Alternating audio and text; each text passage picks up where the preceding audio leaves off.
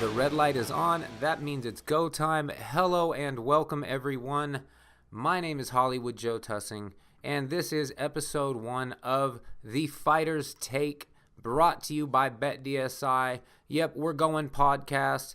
So, on today's show, we will have a call-in from UFC featherweight Calvin Kattar taking on Chris Fishgold, a newcomer to the UFC. That fight happening October 27th on UFC Fight Night, Ozdemir versus Smith.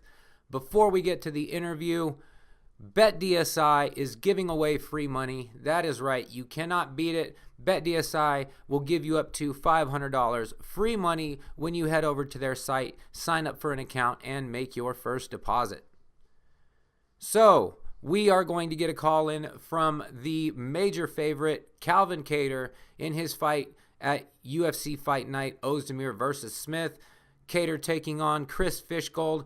Calvin Kattar coming off a loss to Renato Moicano, a very back and forth fight. Kattar looked very good in the first round, but took a lot of leg kicks in the second and third round that slowed down his movement, and Renato Moicano was able to come away with the decision win. Moicano is now ranked number 4 in the featherweight division, so that says a lot for Calvin Kattar, who almost put Moicano out in the first round of that fight. So we will talk to Calvin Kattar. We will talk to Tyson Chartier. He is the manager of Kattar, runs Top Game Management. He also manages Rob Font, Kyle Bochniak, Andre Sukumtat. He's got a nice stable of fighters coming out of the Northeast. So let's get into the interview. So right now, we're going to take a call from Calvin Kattar, UFC featherweight, as well as his manager from Top Game Management, Tyson Chartier. How you guys doing, Calvin? Hey, I'm doing good, Joe. Thanks. How you doing? Not too bad, man. I am living the dream. How about yourself, Tyson? Not bad, man. We're in the car. We're driving down to Rhode Island for his last sparring session. Awesome. So, Chris Fishgold is going to be making his UFC debut to take on Calvin. Is it Kattar? Kattar? How do you say your last name? I say Kattar, but however you want to say it's fine. Hey, I'll say it like you. So, Calvin Kattar is going to welcome Chris Fishgold into the UFC. Calvin is, I think you're 18-3 now. His last fight was just a banger with Renato Moicano.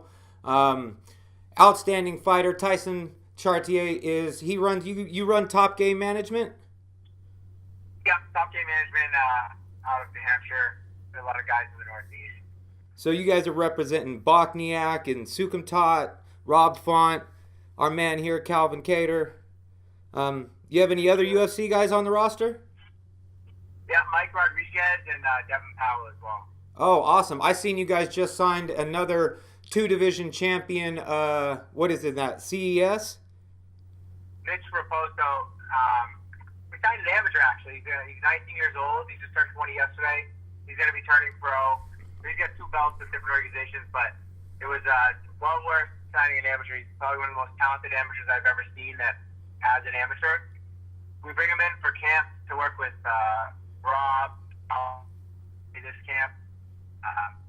Really well-rounded kid. Like, he's part of that next generation of guys that are coming up that don't specialize in anything. They're just good everywhere. So we're really excited about him. Awesome, man. Yeah, it's a new breed of fighter that's coming up. These kids have been watching this stuff since they were just toddlers, and now they know how to do everything. It makes me a little bit reticent to go back and try to fight again because some of these kids are just savages, man. But Calvin, your last fight with Renato, man, that was a banger. Caught him with that overhand at the beginning of the fight, man. I thought you were going to put him away. Did you start to get frustrated with all the leg kicks that he was throwing? I mean, it was a lot of things in that fight that I wish I had done a little bit better, but I think I'll be standing across from him in the cage again sometime soon, and I'll have a chance to show you guys what we've been working on since. Outstanding, man. Yeah, it was a great fight.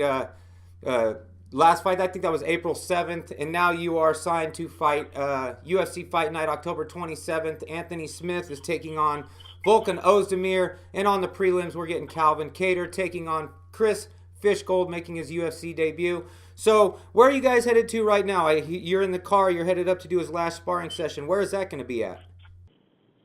Triforce MMA in Rhode Island. I'm working with my one of my coaches, Greg Rebello. He's been in my corner for the Boston card, and it was a big help in getting that knockout finish. And just gonna go tighten up on the combos we got planned for this one, and getting some work with some solid wrestlers out in that way. Cody Norby, John Duma, two guys that helped me out a lot this camp. So excited to finish the camp strong. Do you know much about your opponent? I know this is his UFC debut, so have you been able to find much tape on him? Fishgold is 17-1-1, so seems like he's got a little bit of experience under his belt. Yeah. So, I mean, Tyson put together a solid game plan for everybody we're matched up against. I've seen a little bit myself, but really, I don't care who I'm fighting 9 out of 10 times. I'm working on becoming a better martial artist and fighter for myself. No matter if Chris Fishgold, gets injured today, tomorrow, and I get to fight a new guy, this week. So I'm just working on becoming a better martial artist, obviously with Chris's strength in mind. But, like I said, Tyson puts together the game plan, and we go out and execute. Yeah, Tyson gave me a little glimpse into the game plan stuff that you guys do for all the fights, man. It's super in depth. It's basically like Moneyball for MMA, I was saying. I seen the breakdowns that he was doing, and man, you guys are super prepared. Where did you start? Did you wrestle in high school? Did you do Golden Gloves or anything like that, or did you just find your way into MMA? So I started high school wrestling and never made it to college wrestling, although that would have been nice to add to the resume. Right out of high school, I just started fighting, and I worked with a boxing coach straight out of high school as well, so I had started just really raw with a high school wrestling and a boxing coach, and just being a little rugged and scrappy myself. Man, I gotta say, you got a serious granite chin on you, man. You took a couple good shots in that Moicano fight and just kept throwing serious bombs at him. You're 18-3. You've never been KO'd or TKO'd. You've only lost by submission once, so basically your losses are just decisions, correct? Yeah, these guys, they find one way or another to move around, run around, and I plan on a good fight this time around. I think Chris Fishgold, I think he's going to be aggressive. Hope he doesn't hug me too much come fight night, because I don't really think anybody wants to do that shit. Nobody wants snuggle fights. We're going to touch him up on his way inside, and I'm ready to welcome him to the UFC and put another stamp on my resume for hopefully sign a new 4-fight deal and be a mainstay at the UFC. Nice, very nice, man. So, with your training, you do the normal sparring, taking classes for Muay Thai and Jiu-Jitsu, but do you do any like abnormal training? We see Tony Ferguson doing all just kind of craziness, standing on Bosa balls while he's lifting and things like that. That's a little bit outside of the norm. But do you do any like hot yoga or anything like that people don't really associate with a mixed martial artist? In the past, I've done a lot of triathlon type training, running, biking, swimming, but that's kind of a norm in MMA. I do a lot of yoga as well. I'm a fan of it. It's more so for flexibility and injury prevention, and just to calm down your mind a little bit. Get your mind off the fight a little bit. That along with a little bit of golf. I like to mix some of that in. That's not training, but that's just to get the mind off the fight, be active, and stay the hell out of the kitchen for about 18 holes. That's the hardest part, man. When it's fight time, it's staying out of the kitchen, man. Getting hungry for something more than a fight when you're down around 140 pounds or 145 pounds. I know the feeling. Oh yeah, for sure. So, what is it like for you in the locker room before a fight? We've heard Donald Cerrone say that he's like terrified. For me personally, I'm sort of the same way. Like, I'm putting up this front of I'm a badass, but inside my heart or my gut is screaming, just turn and run and get out, because you're about to go get locked in a cage with somebody. How do you feel when you're going into it? Do you have nerves, or is that something that doesn't really play a part into your game? I know everybody's really different with that. No, for sure you get them, but for me it's all bullshit. It doesn't matter if you step foot in the cage. So really it's irrelevant to how you feel when it's time to perform. So, yeah, of course you're going to have all this, these butterflies, the bullshit. But like I said, it's all bullshit. Once you step in the cage, that's what matters how you feel. And as soon as the bell rings, it's pretty much too late to give a shit how you feel. You go in there and it's you or him at that point. And, you find out that you just kind of respond. And at that point, man, hey, you just go, green light. So as far as the locker room feel, yeah, it doesn't matter if you feel good, bad. I've had my worst sparring sessions before my best performances. I have my best sparring sessions before some of my bad performances. It's like, it's all bullshit till you step in the cage and it's time to go. So that's what I'm looking forward to, that feeling. And I believe in my training and my preparation that we're going to go out and get the job done.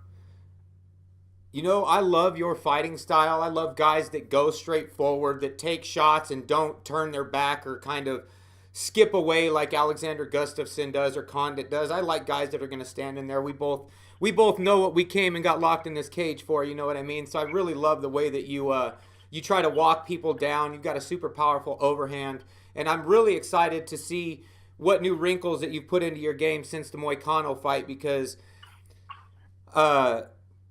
have you been training any more kicking, Muay Thai, things like that? On the broadcast, Rogan was talking about checking kicks, but I don't check kicks because that hurts your shins. And to me, it seems like it would do more damage to my shins to check a kick than to try to lift my leg and take it, sort of the way that Diaz does or that you did a few times in the fight.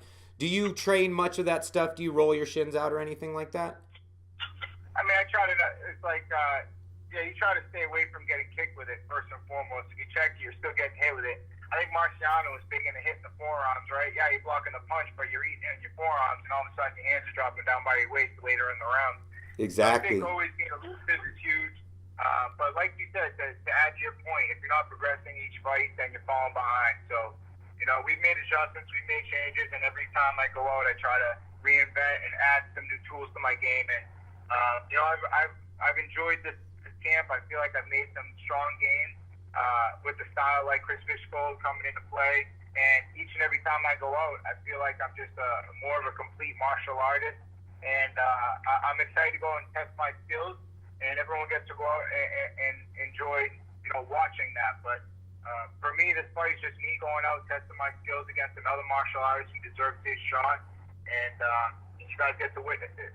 Dude, I'm super excited. I love watching your guys' team fight. So I'll move it over to Tyson a little bit. So who else do you have on this card, Tyson? Is it just Calvin? Or Sukumtat's on it as well, right? Yeah, the Asian sensation. He's got to move on. We were supposed to fight Gavin Tucker. Gavin Tucker was moving down to 35. We were going to welcome him there. That was going to be a really exciting fight. He's a tough fighter, pretty dynamic. So we had a good idea of how to fight him. And then actually 2 weeks ago today, we got the call that I guess he got hurt or something. So we have another debuter coming in, Michael Sanchez or Sanchez, right? Well, to add to his point, like we said, it's really not who you're fighting. You try to become a better martial artist every time. Andre Sukumtat, his opponent pulled out. Devin Powell's opponent pulled out yesterday. Wow. It's important to not be so dependent on who the hell you're fighting, because in this sport, it happens. It happens fast, it happens all the time. Yeah, so we're excited about the new opponent that we had a couple opportunities, a couple names to choose from. The guy we're fighting is a 5'7" southpaw, which is the same thing Gavin Tucker was. And Andre's been working on a lot of southpaw offense and defense, so it really played into it. So it really didn't change much. Andre's 1-3 in the UFC, but if you go back and watch his fights, he could easily be 4-0. Yeah, everything was super close. Yeah, the Sean O'Malley fight, he just stands up in that third round. He made a mental error, he knows it. Taking him down to the third round when he broke his foot or hurt his foot. If he would have just stood up, he wouldn't fight O'Malley, going out on stretcher. So yeah, you know what? That was an amazing sequence of events there, and it was pretty cool that he didn't stand up. I mean, I know it was the easy way to get a win because the guy's hurt, but I love the fact that he went in and he tried to finish it. He didn't want to take that technical win sort of deal, and that's one of the things I love about your guys' team is you guys go out there like savages. Same thing with Rob Font, like Sukumtat, Bokniak, his last fight. It's crazy how how similar the guys in your team are. Were they that way before they signed with you as Top Game Management, or has it always? Have you guys known each other before, and it was just like the similar fighting style sort of brought you guys together? No, they all got, everybody's got their own set of coaches. The kind of I guess you could say the glue that keeps it all together, the connection, is, the fact that they're all managed by me. But, Kyle's got his own coaches, Andre's got his own coaches, Calvin and Rob, I'm fortunate to be one of their coaches, but they get their own coaching staff too. So, but they all cross-train, so they all get that same mentality, and they all get to bump shoulders with other people who have the same job and profession that they do at the highest level. So I think that does rub off on them a little bit. But, Kyle, you're fighting to beat. How are you going to beat that kid? And they were just like, let's just take the fight to him. And that fight still burns me because you look at the beat and everybody's talking about how he's, the next world champion and, it's just a matter of time. And I do think he's an amazing fighter, but I think what people lost on that is just how truly good Kyle is. He might have been, people are like, oh, we got outclassed in a couple areas or whatever. Well, Kyle brought the fight to him, and, he won that third round. And, obviously, you could say if it was 5 rounds, maybe he wins, but it wasn't a 5 round. So, he lost the fight, but no one else has done to Khabib what he was able to do to him. So, I think, I'm excited about his next fight, which is December 8th in Toronto. He's fighting a really good kickboxer team, Dawadu. Oh, okay, yeah. I'm excited to see Kyle get right back in there and, show the world that, that wasn't just the Khabib fight. That was the Kyle Boxniak and Khabib fight. So, I'm excited for him too, man. We got a lot of guys on our team who are finishers, and I think it just comes from kind of the New England mindset. Is we're not going out there, we're not getting paid by the minute, So we need to go out there and get wins, get out, get safe, and try to get back in there as fast as we can. And I think, one of my goals with Top Game Management years ago was to try to really bring Northeast MMA up overall. Whether I manage you or not, I want all the prospects to make it to the UFC, and then what's that saying? A rising tide raises all ships. So that's what we're trying to do here. Is we never trained with Kyle before, but then when he's in the UFC, now he's starting to train with Rob and Calvin, which is amazing. Andre moved down to Florida for a while. Now he's coming back to the camp here. Now we've made it an atmosphere, training with guys like Joe Lozano and using his coaches in his camp and his facility, and obviously Kyle's coach at Broadway, and Calvin's got his coach at, Fight Sports, and we get a bunch of other gyms that help out and chip in and let their guys come in and cross-train. That now you're seeing, this shift of guys who are looking at New England as a viable place to get a fight camp done. It's not, you don't have to move down to Florida and live in the dorms. You can stay here and get it done now. And that's really what we're trying to do, is create an atmosphere where these guys don't have to move, Don't have to come out here to Vegas. And that's one thing I was going to ask you is, I'm here in Las Vegas. My whole career has been being able to jump around and train at Syndicate or at Drysdale and things. And so I wondered, with it being in the Northeast and there's different places, like you have Sidyotong or you have Rufus Sport over there, I'm sure that's only a few hours away, but what is this scene like for the Northeast? Is it everything is super tight here. All the gyms know each other. Everybody trains with each other. And I guess that's what you're saying. Is that starting to happen now? The people are starting to it's starting to cover more ground over the Northeast, because it does seem like there are more and more people coming out of the Boston, the New England area than as high level guys. Just from your team, you've got what, 4 or 5 guys in the top 15, top 20 of the featherweight and lightweight division. So it seems like something's happening in the Northeast with these camps. Where what do you envision the major promotion out there being? Is it CES? Is that the biggest promotion you guys have on the Northeast? No, Combat Zone. So Calvin owns Combat Zone. They've had shows out of New Hampshire, so we're on the phone with Calvin. We have to say Combat Zone. They're the longest running MMA promotion. Nice. The owner of that. He puts on 5 or 6 shows a year in New Hampshire. He runs a great show. He got a new venue about a year ago, and every show just keeps getting better and better. And we're fortunate enough to team up. Obviously I'm Calvin's coach and manager, but I manage a lot of other guys that I put on his cards. And I try to ask for those favorable matchups. We don't always get them. He put this promoter hat on and we put together fair fights. But yeah, I mean, there's a lot of promotions. There's people, CS has obviously done a great job positioning themselves with the Access TV deal, so they get that national recognition. But you're seeing guys like Manny Bermudez came out of cage fights with Michael Polvier, did a really good job building him. Got him to what, like 13-0. Most of all the fights except for maybe 1 or 2 were with cage fights. Joe Giannetti got to 8-0, got an Ultimate Fighter. Unfortunately, he just got just released. But same thing, he fought all his fights with cage fights they got in the UFC. And then so you're starting to see other promotions in the Northeast become a viable option, which is great because these guys can see a bunch of fights. So we want all the promotions in New England to be looked at as, hey, listen, like I can fight all my fights for Combat Zone and go to the UFC. I can fight all my fights for cage fights. I can fight all my fights for CS. Because at the end of the day, like we don't want all these guys bickering with each other. We want them. We all want to work together and accomplish what these guys' goals are, which is to get to the next level and just really raise the level of New England. And I think going back to what you said earlier, I think we've been very fortunate over the last probably 12, 14 months that we have a lot of really, really talented fighters that are finally getting their shot. But then we also have a really big group of talented coaches that have been able to put the differences aside, if they did have any, and coach without an ego and let their fighters go to these different gyms for sparring days. We go down to Triforce on Wednesday nights, and you're going to see pretty much everybody you've ever seen fight on CES on TV is there tonight. Saturday morning, Lausanne is a really big spot. You got everybody pretty much the same group that goes to Triforce on Wednesday nights is at Joe Lausanne's on Saturday. So, like, I can bring Calvin and Rob and Andre and all those guys there, and we have almost every body type that's also skilled. And so we can get good rounds and prepare for UFC camp without having to go down to Florida or go down to a Jackson's or California or Vegas. And I think that's really what we're building, but it wouldn't be possible if we didn't so many selfless coaches around willing to allow it to happen.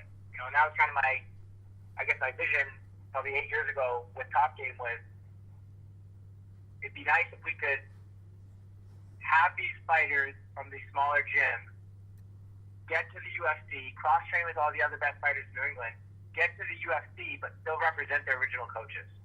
And I think that's one thing we've done pretty good. Like Kyle Bachniak is, he's going to be his sixth fight in the UFC, and he's still he's the only fighter out of his gym. He's got 1 or 2 other fighters in his gym. Wow. And his original coach, John Clark, is there with him the whole way. So John Clark does all his training, and then he comes in and gets some sparring rounds in with these guys when he seems necessary. But that's the whole goal here is get as many fighters from New England to the UFC as we can, whether I manage them or not, and so I have them help each other regardless. And then still go there and not have to fire your original coach who invested all that time in when you were an amateur not getting paid. Allow those coaches to still go and represent you on that national stage, because I think everybody wins if you can do that. That's it. See, and that's a big deal right there. I've seen in other interviews people talking about the loyalty in MMA and the loyalty in jiu-jitsu, how it's somewhat different than other sports like football or boxing and things like that. And so I love to hear someone like you say, like a manager that's involved with a lot of these high-level guys, saying it's time to put the ego away for our area and really build up the community of martial arts so we all win. Because that's the way it is. I mean, if you look at what's coming out of the Northeast now, it's not just talking about Longo's gym. It's not just talking about Sarah and Weidman anymore. I mean, the amount of fighters that you guys have, that Top Game has been able to get into the UFC over the last 2 years that's pretty impressive for a guy that was you were just fighting not too long ago yourself, correct? Yeah, I got my last fight. Oh, geez, now we're looking at 6 years ago. So my last fight I actually fought on the same card as Calvin at the Dunkin' Donuts Center. That was one of the Chiefs that fought for CES and it was a pay-per-view. He's lucky he wasn't fighting me. I would have gave him that work. But no, I've seen Tyson fight in person, man. He's a bad dude. Oh yeah, definitely, man. Back when he used to have a six-pack, he's looking like the old days now. He's shredded up. He lost how much weight did he lose? Almost 40 pounds. Yeah. So that right there, Tyson. I saw a picture of you. I saw a picture of you, I think 2 days ago, and it is, man. It's a huge difference in what you looked like just 3 months ago. What have you been doing? How have you done this? Or has it just been like, I'm going to jump myself back into the camps with my guys and it happens? Well, the desire to jump back into the camps is always there. I still got neck surgery 6 years ago, and I still got a bad neck, so I got to be careful. But the desire to be there and be able to drill with these guys has always been there. But, I mean, no excuses, but the excuse I gave myself was, got married, had 2 surgeries, didn't have a reason to diet anymore. And then, me and my wife had 2 kids, and, we had a miscarriage in the middle. So we were pregnant for a while, and then raising these little babies, and life just gets in the way. And I dive into these camps 100%. Like, there's some, based on what we're doing in certain camps, there's sometimes where I'm doing 700 or 800 miles a week driving, and, you just end up eating crappy food. You make bad decisions. But at the end of the day, like, that's on me. And then back in MMA, me and my wife were like, the baby was 6 months old. She's like, all right, I'm ready to, like, get back to it. And so she started, doing a little bit of a keto diet. I followed suit. I took her lead. And then she really just coached me, like, man, you need this, you need that. She started cooking a lot more. Teamwork makes the dream work. That's awesome. So, Yeah. what happened with your neck? I heard you say you had a neck issue. Is that what kept you from moving into the pro ranks? Did you ever fight as a pro? Yeah, I stuck as a pro. So I started off 7-0 as an amateur, then I lost that fight that you saw me out in Vegas, and then I went pro. I've gone 4-3 pro, but I was dealing with the same thing, like 4 herniated discs in my neck. Ooh. So for my whole pro career, I couldn't do any jiu-jitsu. I was just doing mitts with Big John, sparring, and then doing strength and conditioning, but I wasn't actually able to really do jiu-jitsu because it would hurt my neck too much, and I would just like hobble into fights and then try to grapple. And finally, after my last fight, I broke my thumb in my last fight, and then as that was healing, my neck really started to flare up, and so I had to get neck surgery. I got the same surgery that Charles Rosa just got a few months ago. Wow. Which was 2 of the vertebrae fused. 2 of the discs removed, 3 of the vertebrae fused. And then 4 months after that, I got thumb surgery, so it was time to hang it up. And I always had like a passion for the coaching anyway. Even when I was fighting, I was, running a lot of the fight team practices and cornering all the guys and, managing them at the same time. So I never had any delusions of going anywhere with MMA. It was just to keep me in shape, and I really loved it, and I loved challenging myself. And, honestly, the brotherhood, like, I was a wrestler, and I missed that after college. I missed the team camaraderie, and, like, you have that with these guys. Like, these guys, when they lose, I lose. When they win, I win. So I'm in it with them, and, it's cool to still be part of it. My body was never good enough to get where they're at, but my mind is great, and I know I can help in other ways. So that's really what I've been focusing on is, all right, how can we make sure all these guys realize their dreams? If it's go to the UFC, how can we get them there? And the good story I always use as an example is back in 2012 when Rob Font was on the up and he was fighting at 45. Calvin was always the number 1 45er in the Northeast, and everybody was pushing for that fight to happen. They were number 1 and 2. And I put my foot down. I was like, no, we're not going to have that fight. And everybody's like, you're crazy. They need to fight. The fans deserve it. I go, listen, the fans don't deserve anything. I go, Calvin deserves to go to the UFC, and so does Rob. He's like, yeah, but you don't manage Calvin. I'm like, it doesn't matter. I go, if Rob goes to the UFC and Calvin goes to the UFC, whether I manage Calvin or not, I go, it's going to make it easier for Rob's teammates to get to the UFC, or some of the other guys I manage, or some of Calvin's teammates. Like, so the idea, even back then, was, I was already putting that into place with, Let's get both these guys in the UFC. There's no reason our prospects should be killing each other locally. Yes, exactly. Oh man, I love to hear that. That it wasn't about a thing like, oh, I want to be the baddest in Boston or anything like that. It's like we need to be lifting each other up. If we're the 2 best people in the Northeast, we should be representing the Northeast in the UFC, not trying to scrap it out for New England. I love that. Yeah, it's good, man, and I think you're starting to see it. Like, I'm not taking credit for all this. We just have some amazing coaches in New England, and we have some great fighters. But I think I'm just trying to do my part to keep those great fighters from New England away from each other. If you're gonna fight, do it for UFC money on Fox or ESPN now. Like, yes. Don't fight locally. If you're gonna fight, and if you have to fight a prospect, which there's nothing wrong with that, have them fly when it beat someone else's prospect and ruin their territory. Yeah. We we should be making the Northeast loud and proud, because all it's going to do is make it easier to get the next generation of guys in. Because, you know, I remember someone saying the Northeast kind of sucks on the national level, and they were right. You know, we had Doomsday and we had Joe Lozon, and then, you know, Joe Proctor was there for a little bit. But we were very underrepresented on the national level. And then you had all these other regions, like, no, if you want to go to UFC, you have to go down to Florida or New Mexico or Vegas or California, and, you know, and there's these little pockets. And I'm like, listen, like, I've traveled around and I've trained all these different places. Our guys are just as good. But you just have a bunch of promoters trying to, you know, have the number one versus number two, or this guy versus that guy. And it was a lot of, you know, egos with owners of gyms trying to beat the other best fighter in that gym, and all these stupid things. And so little by little, I think there's little examples of Rob and Calvin, like little things like that. We just kept chipping away at it. And not everybody's on board yet, but for the most part, I'd say we're 80% of New England is on board with, like, all right, let's have some synergy here and build up. And you even heard, like, you know, there's a couple, one of my fighters, I think like 5 years, no, maybe 8 years ago, did an interview with Frank Trigg. And he was going pro, he was 10-3 as an amateur. And Frank Trigg even said it. He goes, you're 10-3 as an amateur in New England. He goes, and that's a really hard place to build up a career. He goes, it's not like California where you can go 10-0 and not fight anybody. Yeah, go to Gladiator Challenge. Yeah, so I think we've done a pretty good job of trying to get everybody on the same page, and I think you're starting to see it at that national level. And, like, I'm excited about in another 5 years where the Northeast is going to be. Yeah, I love that. And with all these other promotions sort of picking up the slack since the UFC seems to be asleep at the wheel, just putting on random fights. We see Bellator starting to really make some moves. And ONE FC just signed Eddie Alvarez, so it looks like some of these promotions are going to start taking a bit of that market share, and that gives even more places for the Northeast guys to go and be on the main stage. Because that's one of the problems we have here in Vegas, is since this is the home of the UFC, we don't have a lot of, or many other pro promotions here.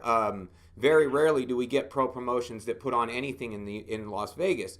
So a lot of our top prospects are fighting each other and taking losses to guys that should be in the UFC, you know what I mean? And so that's one of the reasons I didn't fight much here, and I've never fought in Las Vegas other than as an amateur, and I went to Arizona to fight as a pro because I didn't want to be fighting another one of the top prospects, possibly take a loss or give a loss to somebody that can make it to the UFC, you know? And I really like the way you guys are thinking about that. It's like more forward thinking for the sport and for everybody's career, instead of just being like, this is the guy we're going to invest in, this one person. Yeah, and I don't want to get, like, misconstrued with my guys don't take tough fights, because we take a lot of tough fights, but you just have to take smart fights, and we have to take fights that, you know, make sense for our guys, make sense for promotion, but then, if possible, it makes sense for the Northeast, you know? Yes. Yeah, it's like a hierarchy of what's most important when you're signing for the fight, because you don't want to fight a tomato can and really get nothing out of the fight except the W. You want to improve. You want to test some of the things that you've worked on. So you've got to have a real test there in front of you. But like you were saying, having Calvin and Rob fight each other before they make it to the UFC or something, that just, to me, that doesn't make much sense. And it's nice to see other people that are looking at the sport that way. Yeah, well, you fast forward 6 years later, and now he's my number one training partner. Dude, that's so cool. Yeah, it works out well. So I feel like together, you know, we're able to achieve that much more. And so when you were younger, did you watch a lot of UFC? When did you first find out about, like, mixed martial arts? Because I saw that you started as the matchmaker for that promotion you own now, Combat Zone. No, I was just a fighter for that organization. I fought the Combat Zone 9 times before taking over ownership, and then I took a 3-year layoff around that time, just, you know, to go balls to the wall with the promoting side, and still stay involved, finding a way to monetize the sport that I like to be a part of. It's just I was sick of being a pro fighter, you know, and I mean, promoting wasn't too much of it. It was more of a duct tape fix, but you know, it worked out. And like I said, how I got involved with MMA. I guess growing up, there was a lot of red flags that I'd see a fighter. You know, it didn't click till after high school. I always just felt like people I lost to in wrestling, if I could just punch him in the face, I would have beat his ass or something, you know? But that wasn't part of the rule set in wrestling, and they were just like technically better. They could run legs on me, or they just had better technique. Because I started freshman year in wrestling, I didn't have the starting in like third, fourth grade like some of these other wrestlers. So technically, yeah, they knew a bit more wrestling moves. But me, I always felt like I had a lot of fight in me, a lot of scrap, and I found the sport that I'm able to express myself the best in, and put my hands on some people in the process of. Either whether it's taking them down, and really wrestling served as a good base, as you know, if you're more of a stand-up guy, to keep the fight on the feet, and if you want to take them down, you can take them down and win rounds. So, I just kind of got more involved around that time. I saw my sister's best friend Dave George take a fight, and ever since I just got out of high school wrestling, like Tyson said, I missed the feeling of competing and that camaraderie and stuff, I saw his fight, and I started training with him that Monday. And then from there, I took my first fight 6 months later, and I just started piling him on from there. I just was hooked. And then here I am now, 30 years old, still cutting weight. I thought I'd be done after high school wrestling. More than half of my life cutting weight and testing myself against, some of the best competitors in the world now at this point. Have you, any of the guys that you competed against as a high school wrestler, have any of them made it to UFC or Bellator? I wrestled Ryan Bader for the Nevada State Championship, and now he's one of the most famous MMA fighters on the planet. Is there anybody or are you that guy that everybody else is looking at? Like, I wrestled him one time.